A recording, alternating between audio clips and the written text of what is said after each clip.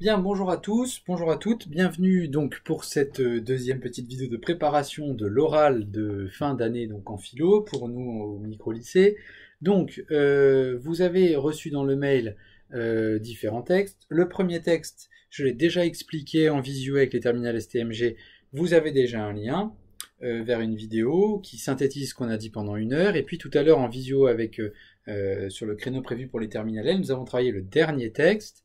J'ai donné des éléments, je synthétise, et je vous les donne maintenant dans ce lien vidéo, pour tout le monde. Je vous rappelle que l'objectif de l'oral de philosophie, c'est le même qu'à l'oral de rattrapage, et c'est le même qu'à l'écrit de l'explication de texte, c'est-à-dire que vous allez devoir présenter un texte à partir d'une méthode qui comporte toujours ces 4 éléments-là au niveau de l'introduction, le thème du texte, de quoi ça parle, la thèse de l'auteur, ce qu'il veut défendre, et la problématique et le plan, problématique que vous élaborez vous-même à partir de la thèse de l'auteur en posant cette simple question, en quoi cette thèse que défend Bergson dans ce texte-là peut ne pas paraître évidente, peut paraître même plutôt paradoxale, très bien, vous essayez d'y réfléchir, vous constituez une problématique courte, et ensuite vous montrez comment l'argumentation de l'auteur, dans ce texte, y répond en essayant d'expliquer comment cette argumentation compose le plan du texte. Et donc en disant à quel moment vous avez tel argument, qu'est-ce qu'il fait à tel endroit, etc. L'objectif étant que vous arriviez à montrer comment logiquement l'auteur parvient à argumenter ou à démontrer la proposition qu'il veut démontrer. Bien, directement plongeons dans le texte, vous allez le lire, peut-être que si vous ne l'avez pas lu, mettez sur pause la vidéo, lisez-le attentivement, 1 fois, 2 fois, et puis reprenez la vidéo en essayant de voir, d'essayer de repérer les éléments que je vais vous indiquer maintenant. Alors, si vous lisez le début du texte, en ayant déjà en tête tout ce que vous avez lu, vous apercevez que c'est un texte assez étrange, dans lequel Bergson mélange en quelque sorte le point de vue scientifique, celui de la biologie ou de la zoologie.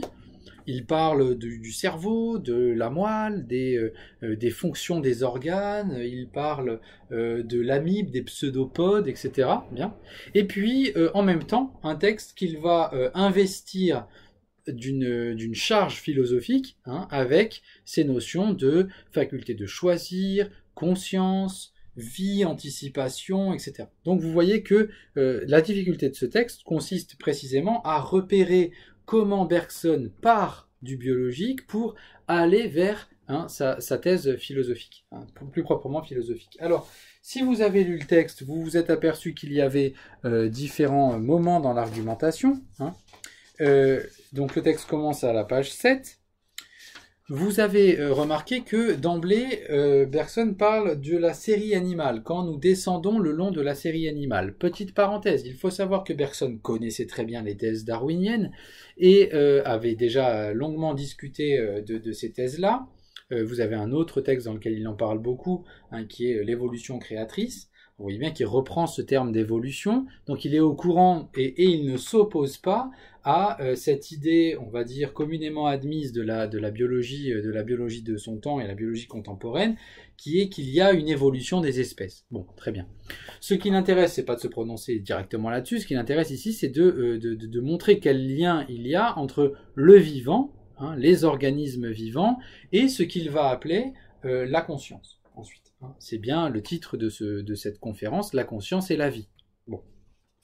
Alors vous voyez que la première partie s'intéresse à des questions très générales de zoologie, c'est-à-dire, il y a dans la série animale des êtres qui ont un cerveau, très bien, les grands mammifères, etc., puis même pas que les mammifères, vous avez des êtres qui ont des cerveaux, très bien, puis vous en avez d'autres qui n'ont pas de cerveau, mais qui ont un système nerveux, la moelle, en fait, la moelle ici correspond au système nerveux. Donc, il observe que chez les êtres vivants, il y a toujours soit un cerveau et une moelle, pas de cerveau, mais un système nerveux, une moelle. Et puis vous voyez qu'il reste aussi général sur cette faculté de choisir, etc. Je vous invite à faire attention, en continuant la lecture de cette première partie du texte, à faire attention à une forme d'opposition entre d'un côté la faculté de choisir et le choix, qui arrive 2 fois dans ce début de texte, et puis de l'autre côté, l'automatisme, le mécanisme. Vous avez surtout à la ligne 9 une phrase qui semble montrer quelque chose comme une opposition, qu'il va falloir expliciter. Votre objectif, c'est de montrer ce que fait l'auteur dans la première partie, ce que dit l'auteur, en quoi ceci est étonnant. Rappelez-vous ces 3 petites questions qui vous aidaient à expliciter un peu les parties. Ce que fait l'auteur ici, j'en ai dit un tout petit mot. Les termes importants, ce qu'il dit, essayez de creuser un petit peu plus les termes que j'ai soulignés ici. Et en quoi est-ce étonnant, c'est-à-dire où est le paradoxe dans cette première partie. C'est ça qu'il faut un petit peu plus développer.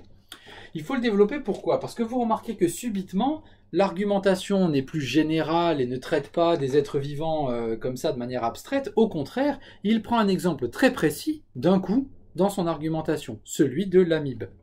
S'il y a un changement aussi fort dans l'argumentation, c'est-à-dire on passe du général au particulier ici, eh bien c'est probablement qu'il y a là une deuxième partie du texte qui commence, une autre manière d'argumenter. Bergson s'intéresse à l'amibe. Vous pouvez aller taper sur internet et voir ce que c'est qu'une amibe, mais regardez tout simplement le fait que c'est un organisme rudimentaire, c'est-à-dire très simple par rapport aux organismes complexes que nous sommes nous par exemple, ou que sont les animaux, les grands mammifères. Il prend délibérément un exemple l'exemple d'un être à l'organisation rudimentaire, simplissime. Pourquoi ? Que veut-il montrer là-dedans? Il veut peut-être montrer que le paradoxe que nous soulevions tout à l'heure entre automatisme et faculté de choisir n'est peut-être pas tout à fait si paradoxal que ça, et que peut-être qu'en comprenant un petit peu mieux ce que l'on appelle faculté de choisir, on peut sortir du paradoxe que l'on a posé. Étudiez donc cette deuxième partie qui commence avec « rappelez-vous l'amibe », etc. Essayez de voir ce qu'il veut dire précisément lorsqu'il parle de ces organismes. Alors il y a 2 temps dans cette deuxième partie. Il y a d'abord le moment où il analyse l'amibe, cet organisme-là, et puis il y a d'autre part la petite conclusion qu'il va en tirer de cet exemple. Et vous le voyez que de cet exemple, il tire quelque chose qui va commencer par « Bref, de haut en bas de la vie animale, nous voyons s'exercer ». Alors, essayez de voir et de dire ce que dit l'auteur ici, c'est-à-dire quelle conclusion il tire de l'exemple qu'il vient de prendre de l'amibe. Sans trop de surprise, si vous avez lu jusqu'au bout le texte, vous vous êtes aperçu qu'à un moment donné, vous avez une formule lourde, assez redondante. Ainsi se complète la conclusion. Bon, vous pouvez être à peu près sûr que déjà avec ainsi arrive une partie conclusive.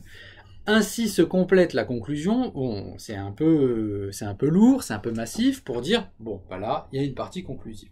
Cette partie conclusive, je vous demande de porter un peu attention, encore une fois, quand vous commenterez cette 3e partie à l'oral. Faites attention aux changements terminologiques. Regardez les termes qui apparaissent. On n'est plus sur le vocabulaire très général de la première partie qui parlait purement et simplement de biologie ou de zoologie. On a l'apparition du terme de conscience, on a le retour du terme de choix, on a les termes de conséquences, d'avantages, de nuisibles, on a la prévision, le souvenir. Tout ce vocabulaire-là fait référence à quelque chose que j'ai détaillé déjà dans une vidéo, la vidéo que vous avez qui résume les notions sur le sujet. Donc regardez bien les mails que je vous ai envoyés et allez jeter un coup d'œil sur cette vidéo qui récapitule l'ensemble des notions sur le sujet. Et puis vous allez trouver dans cette vidéo des éléments que je prends à Bergson, qu'on a déjà travaillé en cours, et qui vont vous aider à comprendre la thèse finale, parce que vous avez remarqué que le texte se termine par une question. Mais contrairement à ce qu'on pourrait penser, à cette question, il ne va pas y répondre plus loin ou dans un autre texte. Il y a déjà répondu. La question qui termine le paragraphe que je vous ai donné à travailler a déjà reçu une réponse dans le texte. Et c'est cette réponse que vous devez bien comprendre et bien analyser pour aller jusqu'au bout de la portée philosophique de ce texte. Voilà. Voilà quelques éléments d'analyse. Je vous rappelle donc que l'oral est un oral bref. J'ai choisi ce format de l'oral encore une fois pour que vous déstressiez. Il ne s'agit pas de faire un travail long, à l'écrit, complexe, qui vous prendrait de longues heures encore alors qu'il reste plus que quelques semaines. Au contraire, c'est pour vous aider à la fois prendre quelques notes et avoir un petit papier avec lequel vous allez pouvoir faire un oral, et puis à vous entraîner à ce type d'évaluation orale, parce que dans le supérieur, vous aurez plus d'oraux à passer dans vos disciplines, et c'est un format qui est très utilisé. suivra votre présentation donc de 10 minutes, suivra ensuite un temps d'échange, soit qui aura pour objectif de revenir sur ce que vous avez dit pour corriger 2-3 trucs si c'est pas très clair, soit tout simplement pour engager la conversation sur aussi ce qui précède, c'est-à-dire sur le texte en son entier. Ça veut dire que vous devez bien travailler le paragraphe qui est en gras, mais vous devez avoir lu, voilà, et avoir en tête un petit peu les thèses sur lesquelles on a déjà discuté en cours. Voilà. J'espère que tout ceci va vous aider à préparer ce deuxième texte. Il ne me restera plus qu'à vous envoyer aussi un troisième lien vers le texte de Sénèque, et ce sera votre travail de révision de ces 3 textes de constitution de l'oral. N'hésitez pas, si vous avez des questions, à m'envoyer des messages. D'ici là, bon courage et prenez soin de vous.